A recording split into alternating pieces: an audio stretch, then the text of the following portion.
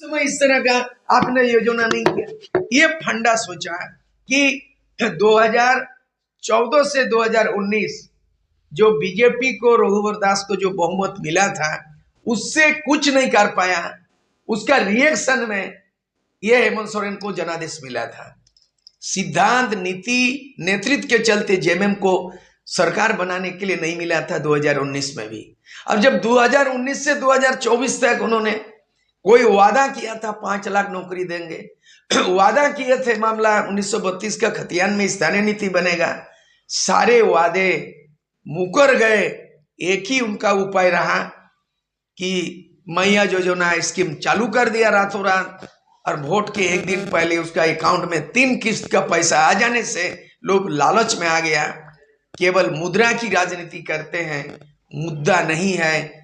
और आने वाला दिन में भी झारखंड का माने जो खजाना खाली हो गया है, वो पैसा कहाँ से भरपाई होगा, कहाँ से रोजगार के लिए व्यवस्था होगी, कहाँ से काम करने वाले को बोनस मिलेगा, पेमेंट मिलेगा, पेंशन मिलेगा। हमको लगता है कि ये जन धन योजना की तरह ये मैया योजना से झारखंड कंगाल हो जाएगा, दिवालियापन हो जाएगा। इसका भरपाई करना सरकार के लिए बहुत बड़ा कठिन होगा। हम लोगों का आकलन ऐसा है। दादा, एक सवाल है कि आप भी मानते हैं कि विचारधारा पैसों पे बिक गई है? विचारधारा का राजनीति नहीं रहा है। विचारधारा होता है तो आज मार्क्सवाद लेनिनवाद विचारधारा होता है। विचारधारा की राजनीति होती तो कांग्रेस का आज बंटाधार नहीं होता, गांधीवाद होता, गांधी की विचारधारा। और गांधी का विचारधारा भी गौण हो गया, लोहिया विचारधारा भी नहीं रहा, कार्ल मार्क्स का विचारधारा नहीं रहा, कोई भी शहीदों के और मान पूरा नहीं होगा। भारत के राजनीति में आज टोटल जो है ना, जो सामने झारखंड में परिप्रयोग कर दिया, यहाँ कुछ नहीं चलतो, ना नेतृत्व नेता चलतो, ना नेतृत्व चलतो, ना नीति चलतो, जन धन चलतो और मैया योजना चलतो। केवल ये लोक लुभावन प्रलोभन, उसी से वोट खरीदने की राजनीति, ये लोकतंत्र के लिए बहुत बड़ा खतरनाक साबित हो गया। क्या लगता है मैया योजना चल पाएगा? 5 साल दे पाएंगे? इतना पैसा देना है, 2500 रुपए हर मंथ देना है, क्या लगता है आपके नजर में चल पाएगा ये योजना? अभी चौथा योजना दिसंबर के पहले तक, नवंबर तक चौथा योजना 1,000 रुपया जो है ना गया, करीब करीब मैंने 50 लाख से ज्यादा 18 से लेकर के 50 वर्ष के आयु तक सभी महिलाओं को मुहैया करा दिया गया 4 किस्त। अभी ये दिसंबर 11 तारीख, काल परसों जो होगा 11 दिसंबर को 2,500 करके जाएंगे।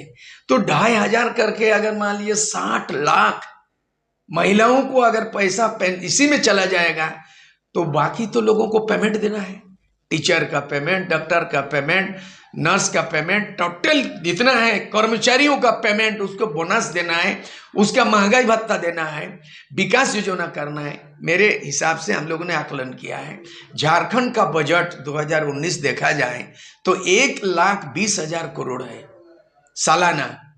1,20,000 करोड़ टैक्स से लाना है, यहाँ से लाना, वहां से लाना और फिर खर्चा करना है। ये जो मैया योजना एक्स्ट्रा कहां से भरपाई करेगा? ये बहुत बड़ा सवाल हो गया। जब 1,000 रुपया आप 50 से 60 लाख लोगों का खाता में चल गया तो खजाना खाली हो गया। अभी एक महीना में एक व्यक्ति पे, एक महिला पे 2,500 जाएगा। एक महीना में कितना होगा, एक साल में कितना होगा? क्या 5 साल तक चल पाएगा?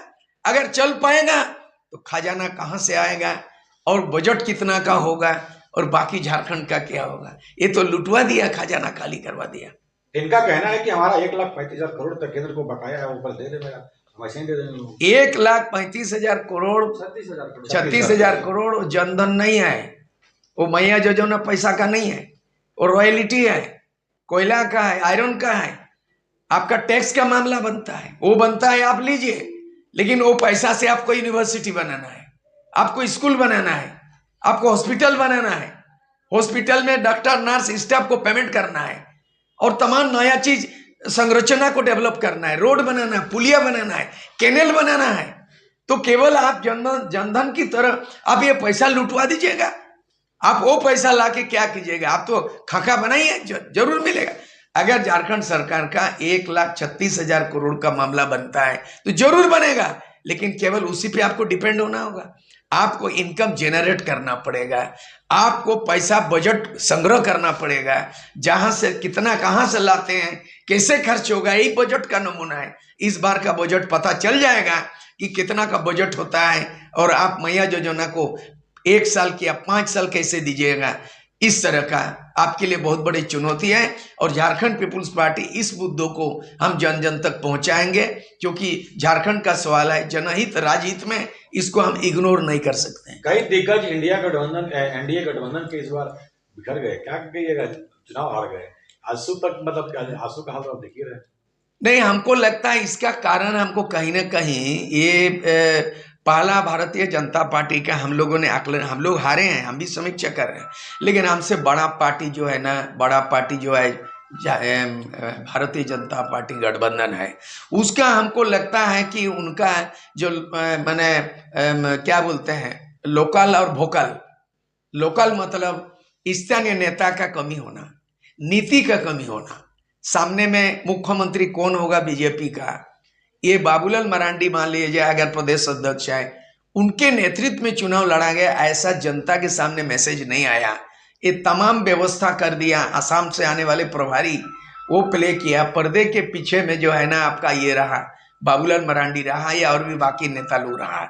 तो इनका भी समीक्षा होना चाहिए।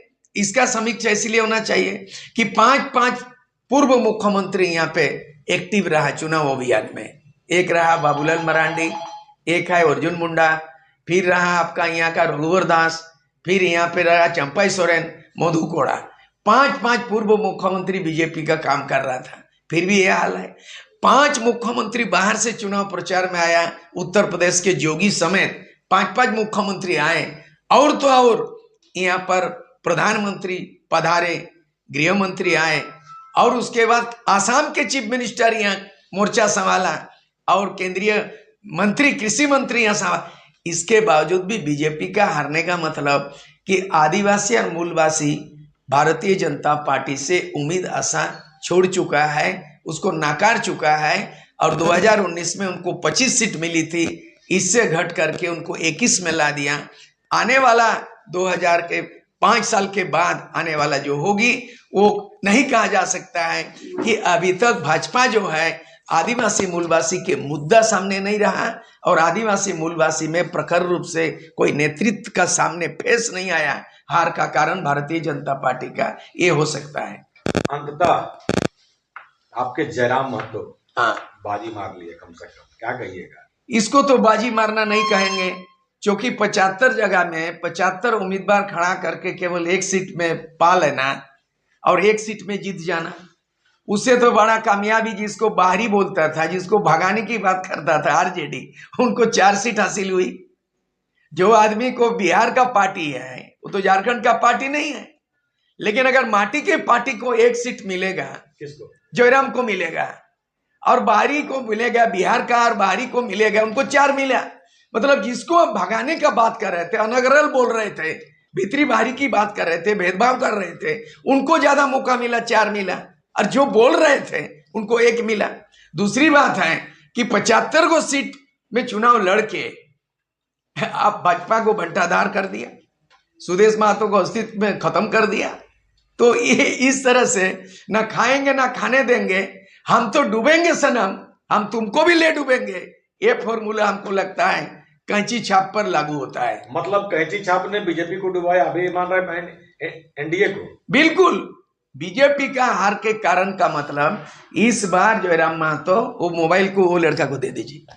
हाँ हाँ, ये जो इस बार जो है ना, हमको लगता है जयराम महतो के ये में एक कम्युनिटी बेसिस का लोग ध्रुवीकरण हुआ।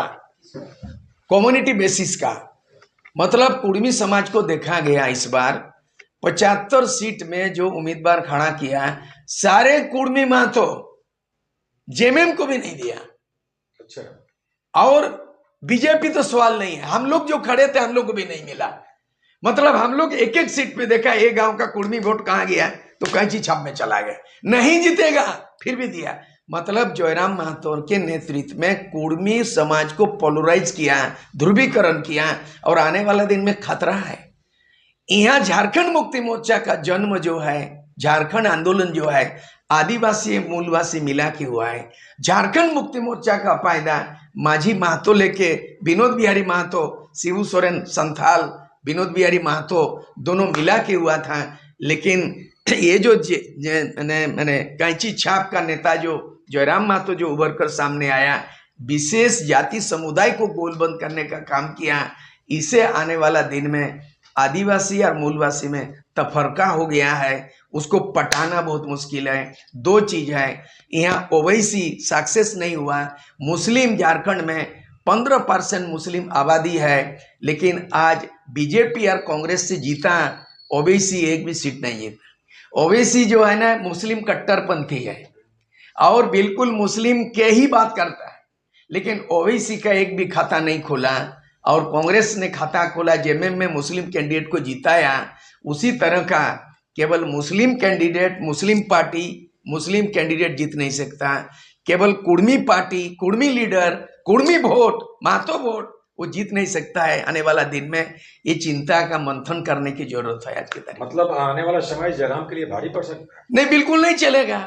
उसको जब तक जो है ना आदिवासी के साथ साथ आपका मूलवासी और मुस्लिम को समीकरण नहीं बनाइएगा, बीजेपी हार गया, वो तो हार मान लिया, दुनिया भी देख लिया, हम लोग भी देख लिया। लेकिन आने वाला दिन में जो कैंची छाप जैसे पार्टी जो जाति समीकरण की बात करते हैं, जैसे मुस्लिम कट्टरपंथी में ओवैसी का यहाँ पे नहीं चला, तो आने वाला दिन में वो जाति विशेष में न संथाल पार्टी, न संथाल लीडर नहीं चलतो, ना कुर्मी लीडर, कुर्मी पार्टी, कुर्मी वोटार नहीं चलतो क्या ना आदिवासी मूलवासी और यहाँ का मुस्लिम समुदाय। ये जब तक वो पुराना झारखंड आंदोलन में जो आदिवासी मूलवासी सदान जब उसकी एक साथ नहीं होंगे, तब तक आने वाला दिन में माने क्या बोलेंगे, माने जो टिकाऊ सरकार आने वाला दिन में टिकाऊ सरकार कैसे होगा? ये तो मैया जोजना की सरकार है और ये तो हम बता दिया कि दिवालिया हो जाएगा, खजाना खाली हो जाएगा। एक व्यक्ति को 2500 रुपये एक महीना में 60 लाख लोग उसको मल्टीप्लाई कीजिए, एक साल में उतना रुपया और 5 साल देगा, खजाना खाली। रोड रास्ता बनेगा कि नहीं, स्कूल कॉलेज बनेगा कि नहीं, पेमेंट देगा कि नहीं, ये भारी पड़ गया। श्रीलंका दिवालिया हो गया, पूरे देश को चीन के हवाले कर दिया और अभी भी कर्ज में डूबा हुआ झारखंड। इसीलिए आने वाला दिन में इसका भी बहुत बड़ी चुनौती होंगे। उन्होंने कहा कि आवश्यकता पड़ती है तो हम उन्हें गुरु मानते हैं, हम उनका सलाह जरूर लेंगे, परामर्श जरूर लेंगे। ये छोटी सी किताब है, बिल्कुल, ये छोटी सी स्थानीय नीति है। मैंने इसको सुप्रीम कोर्ट ने 2002 में स्थानीय नीति में फैसला दिया है। चंडीगढ़ का एक हाईकोर्ट के मामले में सुप्रीम कोर्ट, माननीय सुप्रीम, मैंने उसका रिफरेंस दिया है। उसके बाद 2000 आसपास में पटना हाईकोर्ट ने रिजर्वेशन पे कुछ हवाला दिया, उसको भी मैंने जोड़ा हूँ।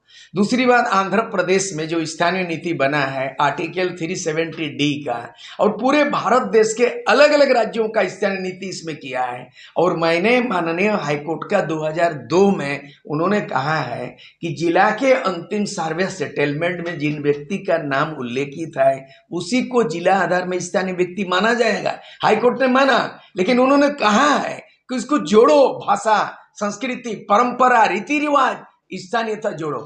अर्जुन मुंडा ने क्या किया? बाबूलाल मरांडी के बाद अर्जुन मुंडा सत्ता में आसीन हुए, उन्होंने रिव्यू नहीं किया और रघुवर दास नहीं करके 1985 कर दिया। यानी बीजेपी भी स्थानीय नीति नहीं बना पाया और 2005 साल के अंदर में हेमंत सरकार भी नहीं बनाया। राज्यपाल ने 1932 का खतियान को लौटा दिया है। सबसे बड़ा पेच है 9 शेड्यूल। इस किताब में लिख दिया है, वो कागज है उसमें, कि ये 32 का खतियान तब तक स्थानीय नीति लागू नहीं माना जाएगा जब तक ये 9 शेड्यूल में सूचीबद्ध नहीं होगा। ये अगर विधानसभा में पारित होता है, राज्यपाल केंद्र को भेजते हैं, राष्ट्रपति के अनुमोदन से लोकसभा राज्यसभा पारित होगा और तब 9 शेड्यूल जाएगा। और 9 शेड्यूल स्थानीय नीति नहीं जाएगा। 9 शेड्यूल का परिभाषा ये है कि land reform act, Surya Singh Besra संविधान का पाठ पढ़ता है, एक्ट फैक्ट सब हम स्टडी करते हैं। मैंने स्टडी किया कि 9 सूची में, संविधान के 9वें अनुसूची में लैंड रिफॉर्म एक्ट देश के अलग अलग राज्यों के है, CNT act, SPT act, land reform act है, दोनों 9 शेड्यूल में है। स्थानीय नीति के मामले में आरक्षण नीति, ये तो स्थानीय नीति है, आरक्षण नीति 9 शेड्यूल तमिलनाडु में 1994 में हुआ था।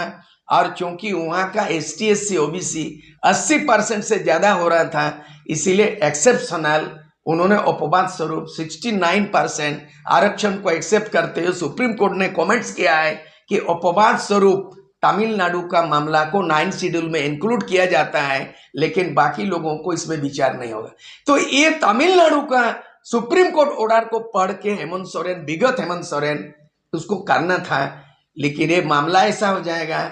स्थानीय नीति के मामले में आज के संदर्भ में हम कह सकते हैं, ना 9 मन घी जलेगी, ना राधा नाचेगी, ना 1932 का खतियान का आधार बनेगा, और ना ये 9 शेड्यूल में होगा। मामला अधर में लटका दिया है, मुद्दे पे नहीं आया, मुद्रा पे सत्ता में आया है और मैया योजना से आया है। फिर से नौकरी की जो बात हो रही है, तो ऐसे में फिर झारखंडियों की पहचान कैसे हो सकती है? किसे नौकरी देंगे? अभी ये देख लीजिए ना, 5 साल तो टरका दिया। 2019 में जनादेश मिला हेमंत सोरेन को, जेल गया अलग है मामला, वो तो बेल हुआ है, केस तो खत्म नहीं हुआ, तारीख पर तारीख होगा और भी कई केस होगा, वो तो जानेगा, है ना, जुडिशियल मामला है। लेकिन अब जेल जाने का बहाना नहीं चलेगा। और 1 लाख कितना 36,000 करोड़ केंद्र सरकार से बकाया, वो बहाना नहीं चलेगा। आपको तो वादा किया है 2,500 मैया योजना देना पड़ेगा। आपने इस बार वादा किया 10 लाख लोगों को नौकरी देंगे, और आपने वादा किया फिर 1932 को फिर लागू कर देंगे। अभी आपको बहाना इसलिए नहीं चलेगा, आपको तो इमीडिएट आप स्थानीय नीति बनाए कैसे नौकरी दे दिया। 2019 से लेकर 2024 तक बिना स्थानीय नीति आप बना दिया। इधर आप बोल दिया कि निजी कंपनियों को 75% नौकरी देना होगा अनिवार्य, सबको चिट्ठी चली गई। निजी कंपनी ने सरकार को पूछा है कि स्थानीय नीति हुजूर गाइडलाइन दीजिए। तो आप स्थानीय नीति गाइडलाइन दिया ही नहीं, और निजी कंपनी को बंबू कर दिया चिट्ठी देके कि 75% नौकरी को दीजिए। स्थानीय नीति बनाए नहीं, और निजी कंपनी को बोल रहा है कि कौन स्थानीय नीति है। इसलिए बहुत बड़ा सवाल पे काटघेरा में खड़ा है। चुनाव तो जीत गया, ज्यादा इजाफा नहीं हुआ है। 2019 में गवर्नर को जो सरकार बनाने का सूची दिया था 50 विधायकों का, इस बार 6 इजाफा हुआ है। जेएमएम को ज्यादा इजाफा नहीं हुआ, 30 को MLA जीता था 2019 में, इस बार 4 ज्यादा हुआ है। सबसे ज्यादा घाटा बीजेपी गठबंधन को हुआ, 25 से 21 हुआ, और बंटाधार हो गया सुदेश महतो का, तो खटिया ही खड़ा हो गया। हम लोग भी करारे हार हुई, लेकिन हार हुई है, हार नहीं मानेंगे, मुद्दे आधारित आवाज बुलंद करते रहे। दादा, यहाँ पे ना स्थानीय चलेगा ना कोई नीति चलेगा, यहाँ पे सिर्फ पैसा ही चलेगा। चुनाव में पैसा चला, लेकिन आप तो विकास चलेगा। विकास चलेगा? हाँ। नहीं तो विकास होगा तो पैसा जरूरत पड़ेगा, खजाना खाली है। अभी प्रत्येक व्यक्ति जो है ना 25,000 रुपया ऋणी में है। अब प्रत्येक व्यक्ति आपका ऋणी है। आपने कभी सोचा कि 20 लाख लोग पलायन कर गए, उसका रिप्लेसमेंट कैसे होगा? 20 लाख लोगों को नौकरी देने के लिए आपने 75% निजी कंपनी को दे दिया। आप फ्री कर रहे हो। हम लोग डिमांड करेंगे झारखंड पीपुल्स पार्टी की ओर से, हम लोग 4 प्रत्याशी हैं, हम लोग 4 प्रत्याशी संयुक्त रूप से संबोधन करें। झारखंड पीपुल्स पार्टी मांग करते हैं कि अगर आप फ्री करते हैं, GST को फ्री कर दो। अगर GST को फ्री करते हैं तो बिजनेस व्यवसायी लोगों को उसे प्रोत्साहन मिलेगा, और उससे क्या होगा, बेरोजगारी को रोजगार देगा, पलायन रुकेगा, उसमें रोजगार होगा, इकोनॉमी बढ़ेगा। अब बिजली फ्री कर देते हो, पानी भी फ्री कर देते हो, किसान का लोन माफ कर दे रहे हो, किसान का लोन माफ करते हो, 3 बार फसल का योजना बताओ। 20 लाख लोग पलायन कर गया, उसको रोकथाम का उपाय बताओ। अब बताओ।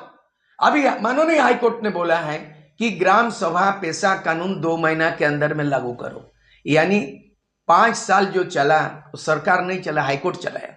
हाईकोर्ट ने बोला जेपीएससी का एग्जाम ऐसा करो, फलना को ऐसा करो, एग्जाम कराओ, ये रद्द करो। हाईकोर्ट डंडा किया और पेशा कानून लागू करना था। Tribal advisory council 15 tribal MLA जो चेयरमैन मुख्यमंत्री होते हैं, कल्याण मंत्री वाइस चेयरमैन होते हैं, वो 5th शेड्यूल एरिया में नया कानून है ट्राइबल एडवाइजरी काउंसिल टीएससी को भी 5 साल के अंदर में कोई कार्यरूप नहीं दे पाया और पेशा कानून को भी नहीं चालू, ट्राइबल लैंग्वेज को नहीं किया। और संथाली लैंग्वेज 22 दिसंबर 2003, मतलब अभी 22 साल हो गया है, अभी 22 साल बीत गया, संथाल मुख्यमंत्री हो गए। हमको नहीं लगता कोई आदमी शपथ लिया मंत्री लोग संथाली में नहीं लिया होगा। हिंदी सब इससे दुर्भाग्य क्या है? आपको मालूम है डॉक्टर रामदयाल मुंडा राज्यसभा का मेंबर था, संथाली में गया है, संथाली में शपथ ग्रहण किया था डॉक्टर रामदयाल मुंडा। दादा एक सवाल है कि कुछ लोगों का कहना है कि ट्रैफिक से वसूला जा रहा है मैया योजना करने का। कुछ लोगों का कहना है, जो पब्लिक बोल रहा है, जिसका चालान कट रहा है कैमरे से, 12,000 राज्य 15,000 में फाइन जा रहा है। किसी का 48,000 आ गया। मैं तो ये भी सुन रहा हूं कि एक डीसी का ट्रांसफर पोस्टिंग में 25 करोड़ लिया जाएगा, एसपी का 25 करोड़ लिया जाएगा, एसडीओ का, बीडीओ का, थाना का फिक्स कर देगा। वो तमाम पैसा जो ट्रैफिक सिस्टम, सब सिस्टम गड़बड़ है, इसके अलावा कुछ नहीं है। खजाना लुटवा दिया, भरपाई तो करना होगा। इसलिए ये ज्यादा दिन नहीं, बहुमत जो दिखा रहे हैं ये जनहित राजहित में, ये जनादेश नहीं है, ये धनादेश है, ये जनबल से नहीं है, ये धनबल से है, लोभ से हुआ, लालच से हुआ, प्रलोभन से जनादेश टिकाऊ नहीं हो सकता है। ये सरकार भी बिकाऊ साबित होगा। दादा एक सवाल और है कि कल से सदन चालू होने वाला है, तो क्या लगता है सदन में ऐसा मामला गूंजेगा? अभी तो पहला शपथ ग्रहण 9 तारीख होगा। मेरे जानकार, मैं भी कुछ दिन के लिए एमएलए था, मुझे कुट कुट के विधायी का मालूम है। कल तो केवल शपथ ग्रहण में कोई सवाल जवाब नहीं होगा। उसके बाद प्रोटेम जो स्पीकर बने हैं, प्रोटेम बना है, वो 10 तारीख को फिर स्पीकर का चुनाव हो जाएगा। उसके बाद से जो है ना अनुपूरक बजट जो है ना मैंने राज्यपाल जो भाषण देता है उसको बाद धन्यवाद ये में उसको बहस होगा, उसके बाद खत्म होगा। ये सत्र 9 से 12 तारीख तक शपथ ग्रहण, स्पीकर का चुनाव और अनुपूरक बजट पास करके पास हो जाएगा। इसमें खास कोई कामयाब खाए बहस होने वाला नहीं है, मुझे मालूम है विधायी का प्रक्रिया। दादा एक आखिरी सवाल आपसे कि बहुत जगह गूंज रहा, आप देख रहे होंगे कि बांग्लादेश में हिंदुओं को मारा जा रहा है और उसी को लेकर के एक जुलूस निकला था महाराष्ट्र में, तो उसपे भी पत्थरबाजी हुई जुलूस पे। क्या कहेंगे इस तरह की जो घटनाएं घट रही है, आपको क्या लगता है? हमको लगता है बांग्लादेश बहुत पड़ोसी राज्य है। 1971 में मुझे याद है इंदिरा गांधी की सरकार थी और उस समय जो है ना पाकिस्तान से बांग्लादेश को अलग करने में जो रोल थी इंदिरा गांधी कांग्रेस की सरकार में, पीस कीपिंग फोर्स भेजा था और लड़ाई जीती और पाकिस्तान से बांग्लादेश 1971 में आया। और इस बार भी जो है ना शेख हसीना जो वहाँ के जनता उग्र हो गए थे और उसको पलायन करना पड़ा, भारत में शरण लिया। हमको लगता है कि उसको अंतर्राष्ट्रीय मामला है और एक तो कभी कभी बीजेपी ने घुसपैठ का मामला बांग्लादेश को ही टारगेट किया था और अभी बांग्लादेश में हिंदू मुस्लिम का मामला है। पूरे ग्लोबल इशू है, अंतर्राष्ट्रीय मुद्दा है। हमको लगता है जब हम वसुदेव कुटुंबकम की बात करते हैं तो हमको चाहिए हिंदू मुस्लिम सिख ईसाई सरना आदिवासी मूलवासी पूरे ग्लोबल में भाईचारा का माहौल होना चाहिए। हिंदू मुसलमान धर्म को लेके लड़ाई अनुचित है और पाकिस्तान जो बांग्लादेश में हो रहा है, जो भारत के हिंदुओं पे अत्याचार कर रहा है, वहाँ हम लोगों का आदिवासी भी बांग्लादेश में है। इसको शांति कायम होना चाहिए और ये मुद्दा नहीं बनाना चाहिए इसको किसी भी तरह इसको। दादा लेकिन सवाल ये नहीं कि तो बांग्लादेश में हो रहा है, लेकिन बांग्लादेश के कारण जो प्रदर्शन हिंदुओं को बचाने को लेकर भारत में हो रहा है, महाराष्ट्र में हो रहा है, रांची में भी हुआ था, तो उस पे पत्थरबाजी कितना उचित? नहीं, ये लॉ एंड ऑर्डर का मामला, विधि व्यवस्था, इसको कंट्रोल करना चाहिए। लोगों को आवेश में आवेग में नहीं आना चाहिए। हमको लगता है कि एक बार कहा गया था कि कम्युनिस्ट पार्टी के मामले में, कम्युनिस्ट पार्टी वो है कि रसिया में बारिश होगा तो भारत में छाता खोलो कर नारा देता है। बारिश कहाँ होगा रसिया में, तो लाल झंडा का छाता यहाँ पे खोल रहा है। ऐसा नहीं होना चाहिए कि बांग्लादेश में हिंदू मुसलमान या कोई दंगई वाली बात हो रही है, उसका रिएक्शन क्रिया प्रतिक्रिया में भारत में इसका प्रतिक्रिया होना चाहिए। ये नहीं होना चाहिए। संयम बरतें और भारत पाकिस्तान या बांग्लादेश भारत इंटरनेशनल मामले में इसका समाधान तुरंत करना चाहिए। धन्यवाद। और कोई हो गया? बस।